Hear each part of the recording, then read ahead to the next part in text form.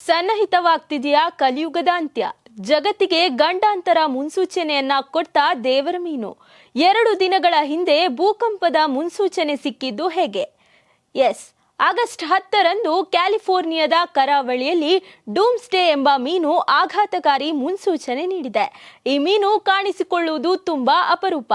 ಕಾಣಿಸಿಕೊಂಡರೆ ಮಾತ್ರ ಜಗತ್ತಿಗೆ ಏನೋ ಗಂಡಾಂತರ ಕಾದಿದೆ ಅನ್ನೋ ಮುನ್ಸೂಚನೆ ಎಂಬ ನಂಬಿಕೆ ಜನರಲ್ಲಿದೆ. ಈ ಕಾರಣಕ್ಕೆ ಡೂಮ್ಸ್ಡೇ ಮೀನು ಅಂದ್ರೆ ಪ್ರಳಯ ದಿನ ಅಂತ ಕರೀತಾರೆ. ಮೀನಿನ ಕಳೇಬರ ಕಾಣಿಸಿಕೊಂಡ ಲಾಸ್ ಏಂಜಲೀಸ್ನಲ್ಲಿ ಭೂಕಂಪನ ವರದಿಯಾಗಿದೆ. ಮೀನು ಕಾಣಿಸಿಕೊಂಡ 2 ದಿನಗಳ ನಂತರ ಭೂಕಂಪ ಆಗಿದೆ. ಆದರೆ ಭೂಕಂಪನದ ತೀವ್ರತೆ ಕಡಿಮೆ ಇದ್ದಿದ್ದರಿಂದ ಯಾವುದೇ ಪ್ರಾಣಹಾನಿ ಸಂಭವಿಸಿಲ್ಲ. ಕ್ಯಾಲಿಫೋರ್ನಿಯಾದಲ್ಲಿ ಸುಮಾರು 125 ವರ್ಷಗಳಲ್ಲಿ ಕಂಡುಬಂದ 20ನೇ ಡೂಮ್ಸ್ಡೇ ಮೀನು ಇದು. ಈ ಸತ್ತ ಮೀನನ್ನು ಕಂಡು ಸ್ಥಳೀಯರು ಒಂದು ಕ್ಷಣ ಆತಂಕಗೊಂಡಿದ್ರು. ಯಾಕಂದ್ರೆ ಯಾವುದಾದರೂ ದುರಂತದ ಸಮಯದಲ್ಲಿ ಸಾಮಾನ್ಯವಾಗಿ ಈ ಮೀನು ಕಾಣಿಸಿಕೊಳ್ತದೆ ಎಂದು ಜನರಲ್ಲಿ ನಂಬಿಕೆ. ಜಪಾನ್ ಜನರ ನಂಬಿಕೆಯ ಪ್ರಕಾರ ಡೂಮ್ಸ್ಡೇ ಮೀನು ಕಾಣಿಸಿಕೊಳ್ಳುವುದು ಸಮೀಪಿಸುತ್ತಿರುವ ವಿಪತ್ತಿನ ಮುನ್ಸೂಚನೆಯಾಗಿದೆ. ಈ ಮೀನನ್ನ ಸಮುದ್ರ ದೇವರ ಅರಮನೆಯ ಸಂದೇಶವಾಹಕ ಎಂದು ಕರೆಯಲಾಗ್ತದೆ.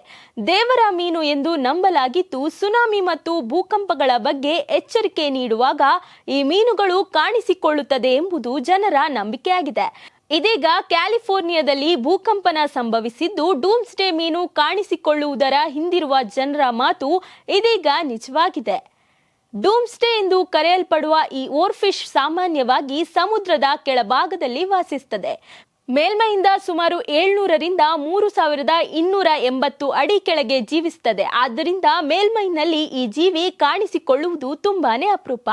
ಈ ಮೀನುಗಳ ಆರೋಗ್ಯ ಸ್ಥಿತಿ ಹದಗೆಟ್ಟಾಗ ಅಥವಾ ಏನಾದರೂ ಆದಾಗ ಮಾತ್ರ ಹೊರಗಡೆ ಬರುತ್ತದೆ ಹೊರತು ಇದು ಸನ್ನಿಹಿತವಾಗುತ್ತಿರುವ ವಿಪತ್ತಿನ ಸಂಕೇತವಲ್ಲ ಎಂದು ಸಂಶೋಧಕರು ಹೇಳಿದ್ದಾರೆ.